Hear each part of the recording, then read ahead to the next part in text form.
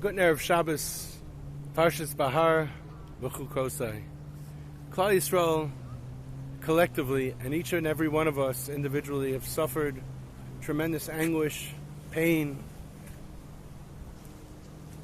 We're distraught from the horrible, horrible tragedy that happened in Meron last Erev Shabbos.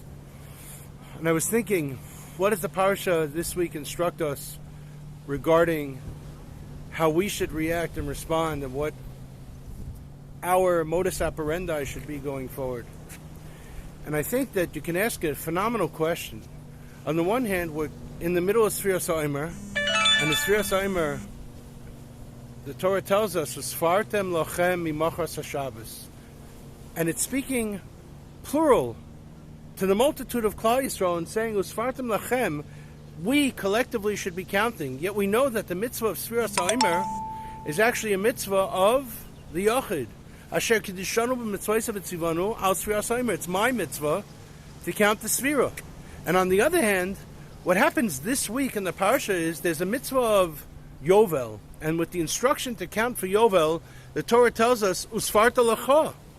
Usfarta l'cha, Sheva Shanim, Sheva Shabbos, Sheva Shanim.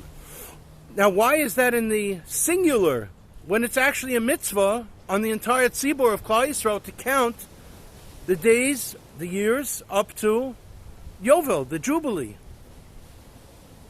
So the answer is, seemingly, that the tzivoy of counting for Yovel is actually a tzivoy to the Bezdin, and therefore it's mentioned singularly. But I think we can develop a much, much greater homiletical interpretation of what's really going on behind the scenes, and that will help us explain how our behavior should reflect the horrible events of this past week's tragedy.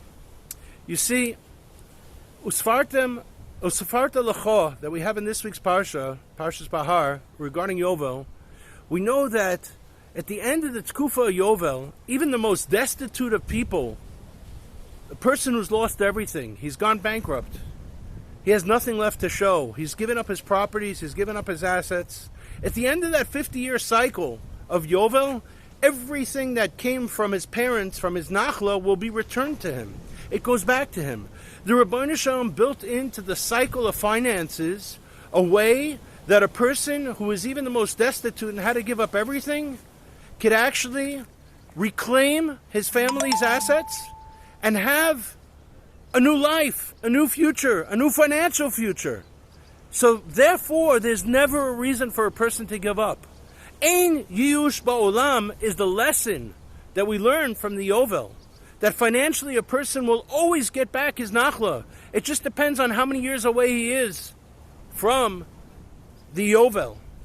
And on the other hand, the message of Usfartem Lachem Mimachras HaShabbos, of counting the Sfiras HaOmer, why is that message in the plural when it's a singular mitzvah? And the answer is to reinforce on Klal Yisrael Ki ish echad b'lev echad, that the most important thing that Klal Yisrael has, our greatest asset overall, and we see this in tragedy, Rachmana litzlan, is when we behave Ki ish echad b'lev echad, when we have achdus, when we have love and care, Ahavas Yisrael, when we care about another Yid, when we're sensitive to another Yid, even if we don't know who they are. I had the unfortunate zchus this week of being Menachem Avos some of the mishpachas right here in Beit Shemesh.